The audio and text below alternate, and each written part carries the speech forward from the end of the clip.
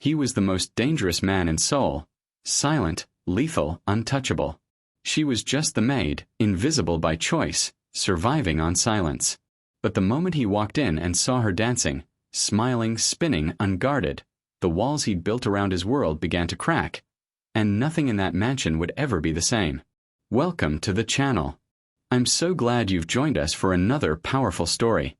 Whether this is your first time here or you're a long-time listener, I'm thrilled to have you in our community. Before we get started, please take a moment to hit that like button and subscribe to the channel so you never miss an episode. It's the best way to support the stories you love. Also, I love seeing how far our stories travel. Leave a comment below and let me know which part of the world you're watching from today. Now, let's jump straight into the story. The mansion was quiet. Too quiet. The kind of silence that buried memories and locked fear behind polished doors. Rachel had learned to become air in that silence. At just 23, she worked as a maid in the home of Lord Park, a feared Korean Mafia boss known for his ice-cold stare and the dragon tattoos that crawled up his neck like warnings. To him, she was just another shadow keeping his house clean. To his associates, she was nothing more than something to look through, or worse, something to remind of her place. But on one stolen afternoon, when the house was supposed to be empty, Rachel did something she hadn't allowed herself in months. She danced. And when Lord Park walked in and saw her, the invisible life she'd been forced to accept began to shift in ways that could destroy them both, or set them free. Rachel had perfected the art of being nothing. She moved through the marble hallways like smoke, silent, efficient, gone before anyone could remember she'd been there at all. It was safer that way. In Lord Park's world, visibility meant vulnerability, and vulnerability meant pain. The mansion itself seemed to echo his presence. Cold. Immaculate. Every surface polished to a mirror shine, every corner sharp enough to cut. The cream-colored walls absorbed sound, swallowed warmth, kept everything controlled. Just like him. She'd only seen him up close a handful of times in the 3 months since she'd started working there. He moved through his own home like a ghost, early mornings, late nights, always dressed in dark tailored suits that made him look more like a shadow than a man. The dragon tattoos that coiled up his neck were the only color on him, black ink crawling toward his jawline like they were trying to escape his color. He never looked at her. Not once. But his friends, if that's what they were, they looked plenty. More wine. One of them barked from the dining room, snapping his fingers without even glancing in her direction. Rachel kept her eyes down and moved quickly, the bottle already in her hand. She'd learned to anticipate their needs before they voiced them. It kept the insults to a minimum. Does she even speak Korean? Another man laughed, leaning back in his chair. Or is she too stupid to learn? She speaks it. A woman's voice cut in, sharp and cold. She just knows better than to use it around us. Rachel's fingers tightened around the bottle, but her face remained neutral. She poured the wine with steady hands, her uniform crisp and perfect, her hair pinned back so tightly it pulled at her scalp. Everything about her screamed invisible, forgettable, beneath notice. Look at her, the first man continued, his words slurring slightly. Park must pay you nothing. You dress like a funeral. The table erupted in laughter. Rachel stepped back, hands folded in front of her, eyes fixed on a spot just above their heads. She'd learned this too, how to look present while being completely absent. How to let their words slide past her like rain off glass. But some words stuck. I don't know why he keeps her, the woman said, examining her nails with casual cruelty.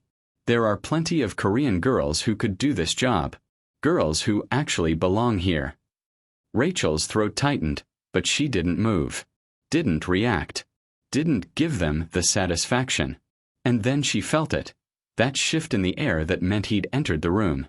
Lord Park stood in the doorway, silent as death. His dark eyes swept across the table, across his guests, across her. For half a second, his gaze lingered, and Rachel felt her pulse spike with something between fear and something else she couldn't name. Then he looked away. The meeting starts in 10 minutes, he said, his voice low and measured, carrying the kind of authority that didn't need volume. Finish your drinks. Just like that, the laughter died. His guests straightened in their chairs, suddenly remembering who paid for the wine they were drinking, who owned the roof over their heads, who could make them disappear with a single phone call. Lord Park turned and left without another word, his presence lingering like smoke even after he was gone. Rachel exhaled slowly, her shoulders dropping half an inch.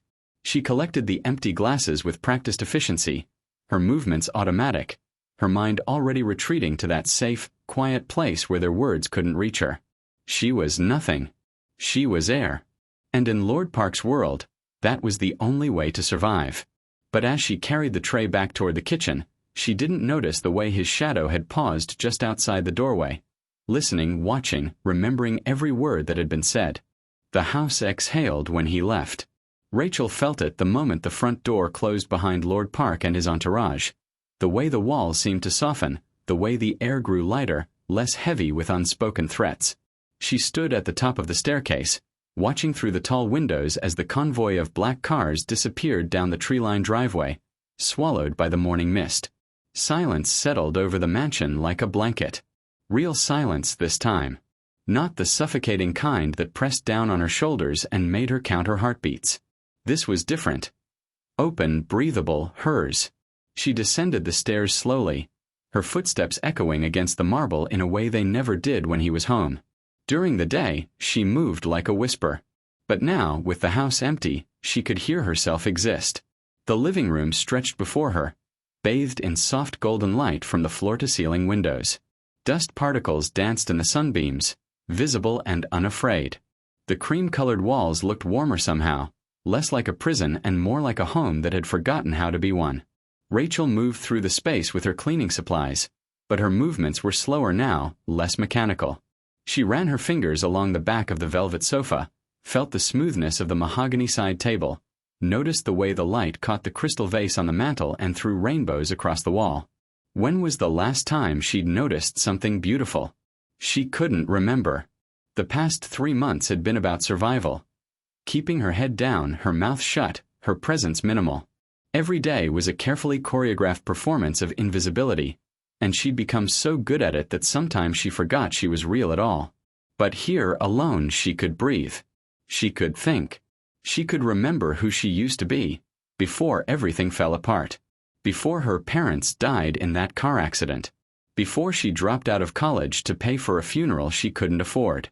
Before she ended up halfway across the world, cleaning the house of a man whose eyes were colder than any winter she'd known back home. Rachel set down her feather duster and walked to the window, pressing her palm against the cool glass. Outside, the grounds were immaculate.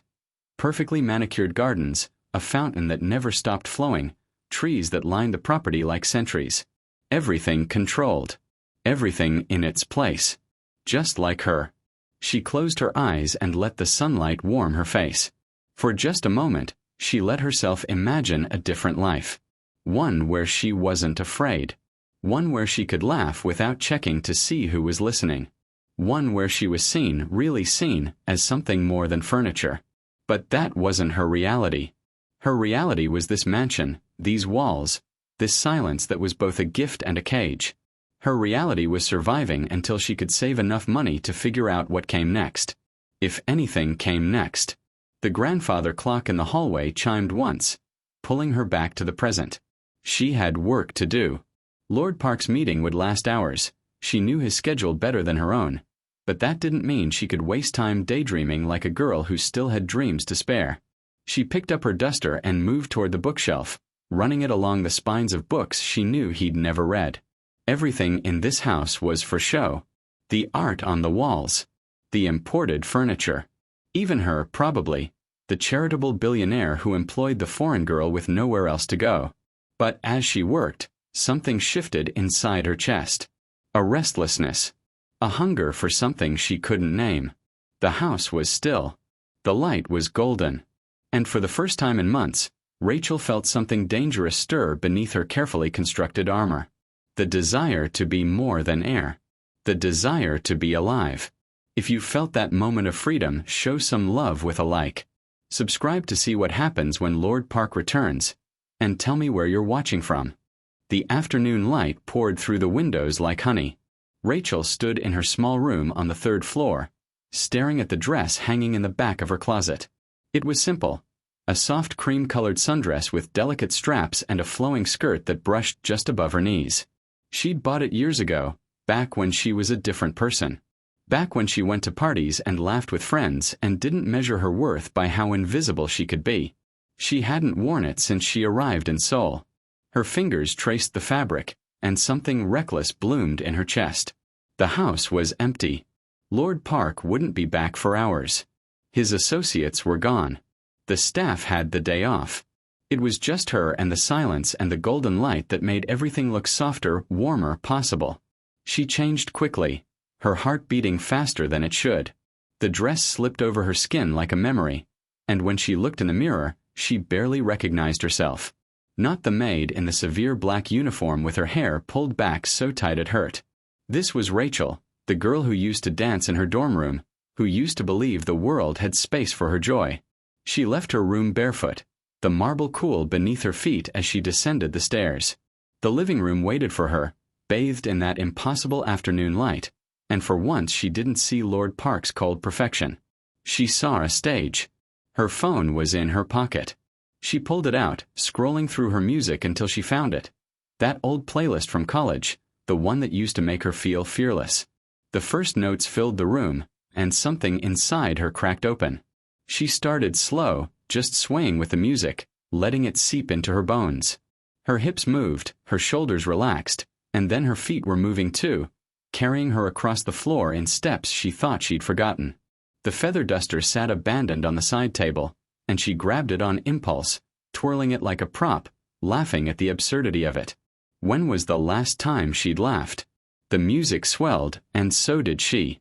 Her arms stretched wide, her head tilted back, her dress spinning around her legs as she turned and turned and turned. The sunlight caught in her movements, made her shadow dance across the walls, transformed the cold mansion into something magical. She felt alive. Not invisible. Not careful. Not small. Alive. She spun past the windows, past the velvet sofa, past the crystal vase that threw rainbows she'd never noticed before. Her feet remembered every step, every rhythm, every beat that used to pulse through her body before grief taught her how to disappear. The feather duster became a microphone, a wand, a partner that never judged her for taking up space. Her eyes closed as she moved, and in that darkness behind her lids, she wasn't in Seoul. She wasn't in a mafia boss's mansion. She wasn't a maid counting down the days until she could afford to leave. She was just a girl dancing in the light, free and unafraid and holy, completely herself. The music built toward its crescendo, and she matched it, her movements bigger now, bolder, her smile so wide it hurt. She didn't care about the rules. Didn't care about being proper or professional or invisible. For these few stolen minutes, she was allowed to exist. She was allowed to be beautiful. She was allowed to matter. The song reached its peak, and she spun one final time, her dress flaring around her, her arms outstretched like wings, her face turned toward the sunlight that loved her without conditions. And then she heard it. The smallest sound. A breath. Her eyes flew open, her body freezing mid-turn, and there, standing in the doorway with his dark eyes fixed entirely on her, was Lord Park. The music played on, but Rachel couldn't move. Couldn't breathe. Couldn't remember how to disappear. Lord Park had built an empire on control. Every variable accounted for. Every risk calculated. Every emotion locked away where it couldn't betray him. In his world, weakness meant death, and sentiment was the most dangerous weakness of all. He'd learned that lesson young, carved it into his bones alongside the dragon that marked his skin. But standing in the doorway of his own living room, watching his maid dance in the afternoon light, he felt something he hadn't felt in years. Surprise. The meeting had been cancelled at the last minute, a rival backing out, probably fear, probably smart. He'd driven back alone, dismissing his security at the gate, wanting the rare quiet of an empty house. He'd entered through the side door, heard music drifting from the living room, and moved toward it without thinking. And then he saw her. Not the maid. Not the shadow that moved through his house with downcast eyes and careful steps. Not the girl his associates mocked while she stood there and took it, her face blank as stone. This was someone else entirely. She wore a cream dress that caught the light, her hair loose and wild around her shoulders, her feet bare against his marble floors. She spun with a feather duster clutched in one hand like it was something precious, her head thrown back, her smile so bright it hurt to look at. She was beautiful. Not in the way his world defined beauty.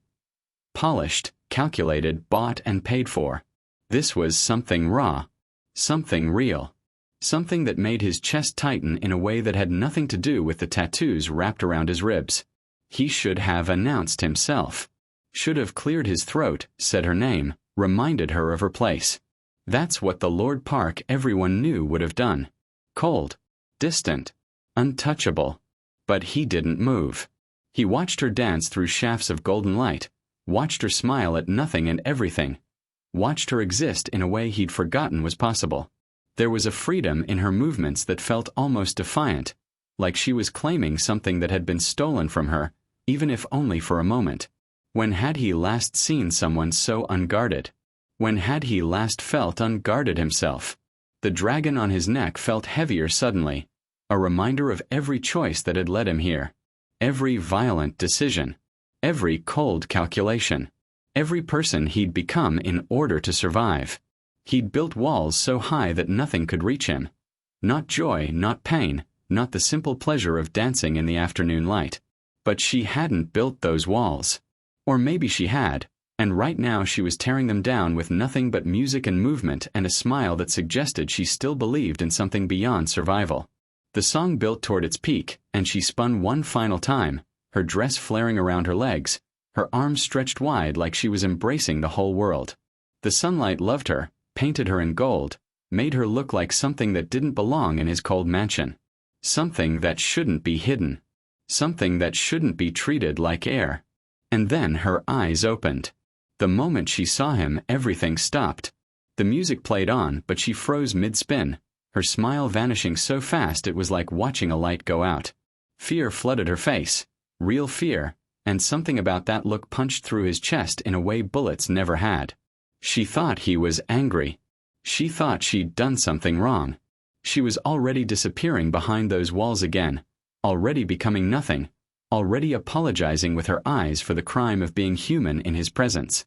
And for the first time in longer than he could remember, Lord Park wanted to say something that had nothing to do with control or power or the careful distance he kept between himself and everything that could hurt him. He wanted to tell her not to stop, but the words wouldn't come. They never did. So he just stood there, watching her fear replace her joy, and hated himself for being the kind of man who made people afraid to dance. If you felt that tension, hit like right now. Subscribe so you don't miss the next chapter. And comment where you're watching from. This story is just beginning. The music still played from her phone, a cheerful rhythm that now felt like mockery in the silence between them. Rachel scrambled for her phone with shaking hands, nearly dropping it before finally silencing the song. The quiet that followed was deafening. She clutched the feather duster to her chest like a shield, her earlier joy replaced by the familiar weight of fear pressing down on her lungs. "I'm sorry," she whispered, the words automatic. "I thought the house was empty. I didn't mean." Rachel. Her name stopped her mid-sentence. She'd worked in his house for 3 months, and this was the first time she'd heard him say it. Not the maid or you, or the snap of fingers that meant come here. Her actual name, spoken in that low, measured voice that carried the weight of someone who chose his words carefully. She looked up, meeting his eyes for the first time since he'd caught her dancing. They weren't cold exactly. Not the way they usually were. There was something else there, something she couldn't read, and that uncertainty terrified her more than his anger would have. "You don't need to apologize," he said. The words hung in the air between them, impossible and confusing. He moved further into the room, his footsteps quiet against the marble, and every instinct in her body screamed to retreat. But there was nowhere to go. The windows were behind her, and he stood between her and the door, and she was trapped in her cream dress and bare feet with evidence of her transgression still echoing in the space around them. But he didn't look angry. He looked tired, maybe. Or something else she didn't have a name for. "How long have you worked here?" he asked. The question caught her off guard. 3 months, sir." "Lord Park," he corrected, but his voice lacked its usual edge. "And in those 3 months, Have I ever asked you anything about yourself? Rachel's grip tightened on the feather duster. This felt like a trap. Every question felt like a trap in his world. No, sir. Lord Park. No, he repeated, and something in his expression shifted. I haven't. He crossed to the window, standing beside her but not too close, his gaze fixed on the gardens outside. The dragon tattoos on his neck caught the afternoon light, and she found herself staring at them. The multiple heads, the way they coiled upward like they were trying to escape something. You're from America, he said. It wasn't a question. Yes. Why are you here? The question was simple, but the answer wasn't. Rachel swallowed hard, weighing how much truth was safe to tell. I needed work. I needed to leave. Running from something? Running from nothing, she said quietly. There was nothing left to stay for. He turned his head slightly, those dark eyes finding hers again, and for a moment she saw something flash across his face. Recognition, maybe. Understanding. Like he knew exactly what it meant to run from nothing, to build a life out of the empty spaces grief left behind. You dance well, he said. The compliment stunned her into silence. I didn't mean to intrude, he continued, his voice softer now. I came back early. The meeting was cancelled. I shouldn't have. You should, he interrupted. You should do exactly that. When the house is empty. He paused, and she watched something war behind his eyes. When I'm not here. The clarification stung more than it should have. A reminder of boundaries. Of the distance that needed to exist between them. Of course he didn't want to see her like that. Human and happy and taking up space in his carefully controlled world. But then he did something unexpected. He almost smiled. Not quite. Just the smallest softening at the corner of his mouth. There and gone so fast she might have imagined it. My associates, he said, his tone darkening. The things they say to you. Rachel's breath caught. He'd heard. Of course he'd heard. Nothing happened in his house without him knowing. I'm used to it, she lied. You shouldn't be. His jaw tightened, and suddenly he looked every inch the dangerous man everyone feared. It won't happen again. Before she could respond, he turned and walked toward the door, his footsteps echoing with that familiar authority. But at the threshold he stopped. Rachel, he said without turning around. Yes. Keep the dress. And then he was gone. If your heart just skipped a beat, smash that like button.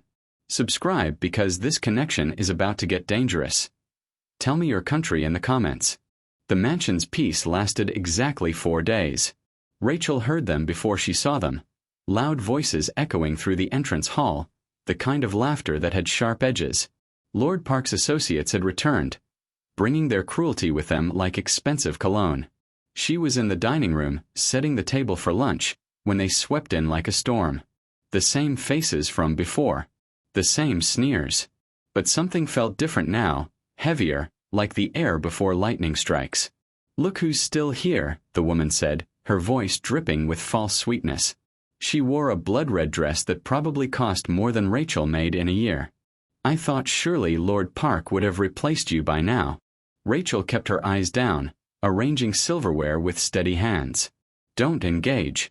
Don't react. Become air. Maybe he keeps her around for entertainment, one of the men laughed, dropping into a chair with careless entitlement. Does she do tricks? Sing for her supper. She dances, apparently. The words came from another man, the one who'd called her stupid weeks ago. He was smirking, and Rachel's blood went cold. How did he know? Had someone seen her? Had Lord Park?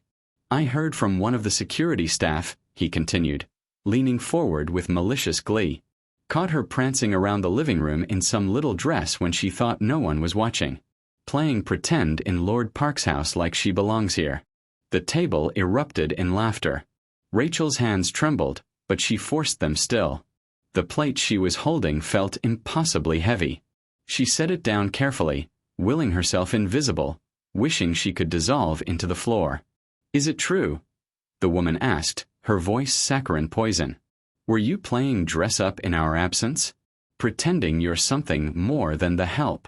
I was cleaning, Rachel said quietly, the lie tasting bitter on her tongue. Cleaning in a sundress? The man's laughter was cruel. That's not very professional. Does Lord Park know his maid doesn't understand boundaries? Maybe she thinks if she's pretty enough, he'll notice her, another voice chimed in. Like some kind of fairy tale. The maid and the Mafia boss. The mockery hit like physical blows, each word designed to remind her of her place, to cut her down, to make her small. Rachel's throat tightened, tears burning behind her eyes, but she refused to let them fall.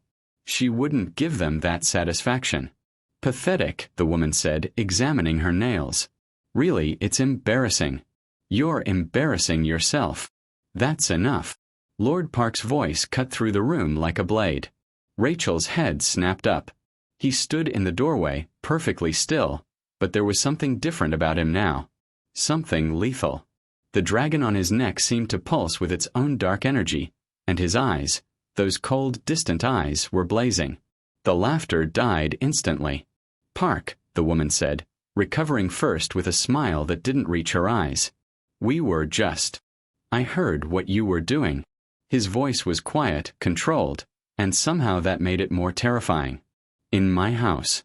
At my table. He moved into the room with predatory grace, and Rachel watched his associates shrink back despite themselves. This was the Lord Park the streets feared. The one who'd built an empire on violence and power, and the kind of ruthlessness that left no room for mercy. She's just a maid, the man tried to argue, but his voice wavered. Lord Park's eyes fixed on him with such intensity that the man actually flinched. She, Lord Park said, each word deliberate and dangerous, has a name. The silence that followed was suffocating. Rachel stood frozen, her heart hammering against her ribs, watching something shift in the room's power dynamic. Lord Park's associates looked between each other, confusion and concern flickering across their faces. This wasn't how things worked. This wasn't how he worked. Rachel, Lord Park said, and the gentleness in how he spoke her name made something crack open in her chest. Leave us. She didn't need to be told twice. She set down the silverware with shaking hands and moved toward the door, keeping her head down, desperate to escape. But as she passed him, she felt it, the briefest brush of his hand against hers. A touch that lasted half a second but promised everything. Behind her, she heard his voice drop to something cold and final. Now, let me explain what happens to people who disrespect what's mine. If you're angry right now, hit that like button. Subscribe to see Lord Park's next move, and comment where you're from. We're in this together. Rachel didn't hear them leave, but she felt it. The shift in the air when their cars finally pulled away from the mansion. She stood in the kitchen, hands braced against the counter, trying to steady her breathing. What had just happened? Lord Park had defended her. Not with empty words or performative gestures, but with the kind of cold finality that left no room for doubt. She'd heard the fear in his associates' voices as they scrambled to leave, heard their hurried apologies and excuses fade into silence. But why? She was just the maid. Just the girl who cleaned his floors and kept her head down and tried not to exist too loudly. She wasn't supposed to matter. That was the whole point, to not matter enough to be hurt. Footsteps approached the kitchen, measured and deliberate. Lord Park appeared in the doorway, and Rachel straightened immediately, her training taking over even as her mind reeled. But he didn't look angry. He looked tired. The dragon tattoos on his neck seemed darker somehow, shadows coiling around shadows. Are you hurt? He asked. The question surprised her. No. I'm fine. Don't lie to me. His words were soft but absolute, and something in Rachel broke open. She wasn't fine. She hadn't been fine for months, maybe years. But admitting that felt dangerous, felt like giving up the one thing she still controlled. Her ability to endure. They didn't touch me, she said instead. Just words. Words leave scars too. He moved further into the kitchen, and Rachel noticed the tension in his shoulders, the way his hands flexed at his sides like he was still fighting the urge to hit something. They won't be coming back. You didn't have to. Yes, he interrupted, his voice hardening. I did. Silence stretched between them, heavy with things neither of them knew how to say. Rachel's fingers twisted in her apron, and she wanted to ask him why. Why now? Why her? Why did he suddenly care when for 3 months she'd been invisible? But before she could find the words, the front door burst open. Voices echoed through the entrance hall. Angry, slurred, violent. Rachel's blood turned to ice. She recognized that voice. The man from the dining room, the one who'd mocked her dancing. He'd come back. "Park!" he shouted, his footsteps unsteady. "You think you can threaten me? In front of everyone? Do you know who I am?" Lord Park's expression went completely blank, and somehow that was more terrifying than rage. He turned toward the door, but Rachel grabbed his arm without thinking. "Don't," she whispered. "He's drunk. He's not worth." The man appeared in the kitchen doorway, swaying slightly, his face flushed with alcohol and humiliation. His eyes locked on Rachel with pure hatred. "This is because of you," he spat, pointing an unsteady finger at her. "You think you're special? You think you matter." He lunged forward, his hand raised to strike, and Rachel flinched backward, but the blow never landed. Lord Park's hand shot out and caught the man's wrist mid-swing, his grip iron and absolute. The movement was so fast, so precise, that for a moment no one moved. Then Lord Park twisted, and the man cried out in pain, dropping to his knees. "In my house," Lord Park said, his voice deadly quiet. "She is untouchable." The man gasped, his face contorted in agony. "Park, I didn't." "You raised your hand." Lord Park's eyes were black and empty, the dragon on his neck seeming to writhe in the kitchen's dim light. "Against someone under my protection. In my home." He released the man's wrist and straightened, towering over him with the kind of presence that made kings kneel. "You have 10 seconds to leave my property," Lord Park continued. "If I see you again, if I hear you've spoken her name, if you even think about her," he paused, letting the threat hang in the air, "I will make sure you understand what it means to cross me." The man scrambled to his feet and ran, his footsteps echoing through the mansion before the front door slammed shut. Silence crashed back over them. Rachel stood frozen, her heart pounding so hard she thought it might break through her ribs. Lord Park turned to face her, and for the first time since she'd started working in his house, she saw past the cold exterior to something raw and human underneath. "In this house," he said again, softer now, his eyes holding hers, "you are not to be touched. Do you understand?" Rachel nodded, unable to speak. "Say it." "I understand." His jaw tightened, and she watched him struggle with something. Words that wanted to escape but couldn't quite break free. Finally, he just said, "Good."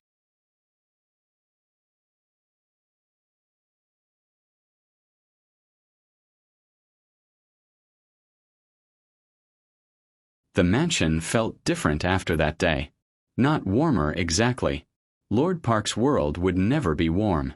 But the silence between them shifted from oppressive to something else, something that felt almost like understanding.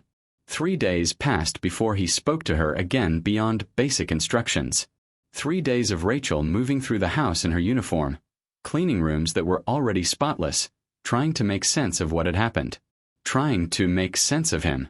On the 4th day, she found him in his study. It was late, past midnight, and she'd been heading to her room when she noticed the light spilling from beneath his door. She should have kept walking, should have pretended she hadn't seen it. But something made her stop, made her knock gently against the dark wood. "Come in." He sat behind his desk, papers spread before him, a glass of whiskey catching the lamplight. The dragon tattoos on his neck were fully visible. He'd removed his jacket, rolled up his sleeves, and for the first time she saw him looking almost human. "I saw your light," Rachel said quietly. "I can bring you something. Coffee or—" "Sit." It wasn't a request. But it wasn't a command either. Something in between. Rachel hesitated, then moved to the chair across from him. The leather was soft, expensive, and sitting felt like breaking some unspoken rule. Maids didn't sit in Lord Park's study. Maids didn't sit anywhere in his presence. But she sat anyway. He studied her for a long moment, his dark eyes unreadable. Then he pushed the whiskey glass toward her. You look like you need this more than I do." She almost refused, almost fell back into the role of the good employee, the invisible girl who didn't drink her employer's liquor. But the exhaustion of maintaining that performance for months suddenly felt unbearable. She took the glass and sipped. The whiskey burned going down, sharp and real. "How old are you?" he asked. 23. "Young." He said it like a fact, not a judgment. Too young to look that tired. Rachel set down the glass, her fingers tracing its rim. "I could say the same about you." The words came out before she could stop them, and fear spiked through her chest. But Lord Park didn't look angry. If anything, he looked surprised. "How old do you think I am?" "I don't know. 30. 32. 29. He leaned back in his chair, and something in his posture loosened. "I inherited this life when I was 20. My father was killed in a deal gone wrong. I had two choices: take his place or watch everything he built burn to the ground." Rachel's breath caught. He'd never spoken about himself before. Never offered anything beyond orders and that cold, distant presence. "So you took his place," she said softly. "I became him." The words were heavy, weighted with years of violence and choices he couldn't take back. Buried everything else. The dragon, he gestured to his neck. It's not decoration. It's a promise. Multiple heads, multiple lives I've taken to stay alive. To protect what's mine. The confession hung between them, raw and honest in a way that felt dangerous. "My parents died 2 years ago," Rachel heard herself say. "Car accident. I was in college, studying biology, dreaming about medical school. Then suddenly I was planning funerals I couldn't afford and dropping out and working 3 jobs just to survive." Lord Park's eyes fixed on her with an intensity that should have made her uncomfortable but somehow didn't. "I came here because I had nowhere else to go," she continued, the truth spilling out like blood from a wound. "I thought if I could just disappear, just be nothing, it would hurt less. But it doesn't. The pain never left. I just got better at hiding it." "I know," he said quietly. And she believed him. Saw it in the shadows behind his eyes, in the way he carried himself like someone who'd built an empire on a foundation of grief. They'd both lost everything. They'd both survived by becoming less. Him by becoming a monster. Her by becoming invisible. "You shouldn't have to hide," Lord Park said, his voice rough. "Not here. Neither should you." The words surprised them both. Lord Park stood slowly, moving around the desk until he stood beside her chair. This close, she could see the exhaustion carved into his face, the weight of every violent choice, every cold decision, every moment he'd chosen survival over humanity. He reached out, his hand hovering near her face before finally, carefully, tucking a loose strand of hair behind her ear. "You remind me," he said softly, "that I used to be something other than this." Rachel's heart hammered. "What were you?" His fingers lingered against her cheek, warm and impossibly gentle. "I don't remember anymore. Things are getting intense. Don't just watch. Be part of the growth." Subscribe right now and drop a comment with your predictions. If you want more stories like this, show your support by liking the video before we continue. Morning light filtered through the mansion's windows differently now, softer somehow, like even the sun understood something had shifted. Rachel stood in front of her closet, staring at her uniform. The severe black dress with its white apron hung perfectly pressed, waiting. She'd worn it every day for 3 months like armor, like camouflage, like proof that she knew her place. But when she reached for it, her hand hesitated. Instead, she pulled out the cream sundress, the one she'd danced in, the one Lord Park had told her to keep. Her fingers traced the delicate fabric, and she made a choice that terrified and thrilled her in equal measure. She wore the dress. When she descended the stairs, her heart pounded with each step. This felt like rebellion. Like claiming something she had no right to claim. Like becoming visible in a world that had taught her invisibility was survival. Lord Park stood in the living room, dressed in his usual dark attire, looking out the same windows where he'd first watched her dance. He turned when he heard her footsteps, and his eyes widened just slightly, the only indication of surprise she'd ever seen from him. "Rachel," he said, and her name sounded different in his mouth now. Not a command. Not a label. Something closer to reverence. She started, suddenly unsure. I thought. Come here. She moved toward him, and he met her halfway, closing the distance between them until she could see the dragon tattoos coiling up his neck, could see the war happening behind his dark eyes. He reached into his pocket and withdrew a small velvet box. Rachel's breath caught. What is that? A promise, he said quietly.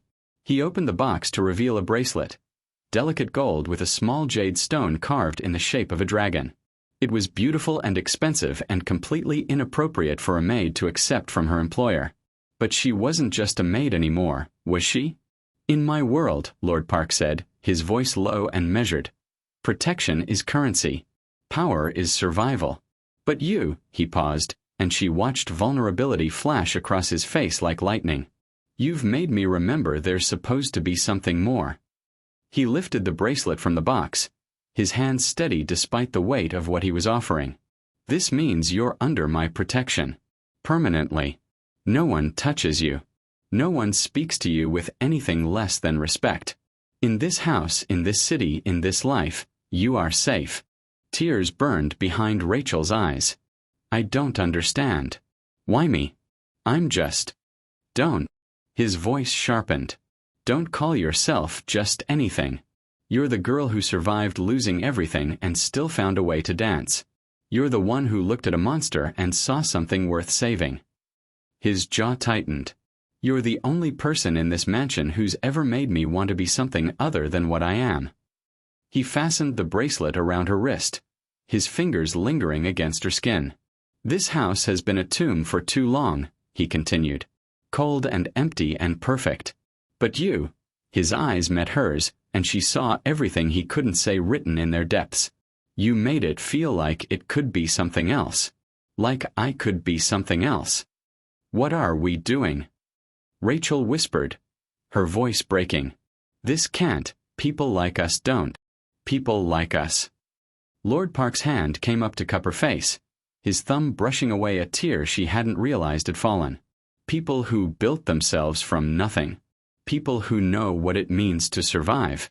People who understand that sometimes the only way forward is to choose something impossible. His forehead touched hers, and Rachel felt the world narrow to just this. His breath, her heartbeat, the weight of the bracelet on her wrist like a promise neither of them knew how to keep. You're home now, he said, his voice rough with emotion he'd spent a lifetime learning to bury. If you want to be. Rachel closed her eyes, feeling the warmth of his skin against hers, feeling the impossibility and rightness of this moment war inside her chest. Did she want to stay? In this mansion with its marble floors and dangerous secrets? With a man whose hands had built an empire on violence but touched her like she was made of light? The answer terrified her. Because it wasn't no. Outside, a car engine rumbled to life. Security patrol, probably, or one of Lord Park's legitimate business associates. The sound reminded her that this moment existed inside a larger world, one that wouldn't understand, wouldn't accept, wouldn't allow a mafia boss and his maid to become something more. But here, in the golden morning light, with his forehead against hers and a dragon's promise wrapped around her wrist. I want to be home, she whispered. Lord Park's breath hitched, and when he pulled back to look at her, something blazed in his eyes that looked almost like hope.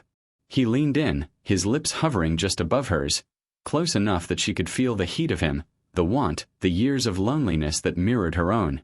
The front door slammed open with violent force. They sprang apart as heavy footsteps thundered through the entrance hall, and a voice Rachel didn't recognize shouted in rapid Korean. Urgent, panicked, dangerous. Lord Park's entire demeanor changed in an instant. The softness vanished, replaced by the cold, lethal presence everyone feared.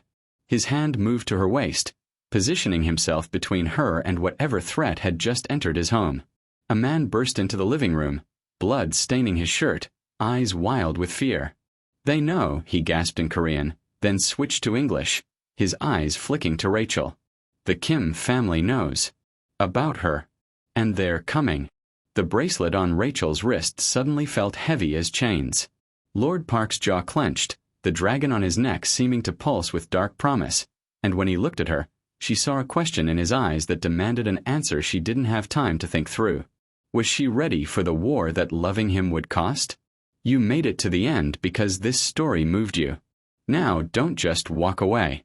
Subscribe immediately to ensure you never miss an upload, and comment "True Love" to let me know you're a true supporter. Your support is the only way we keep these stories coming. Do it now.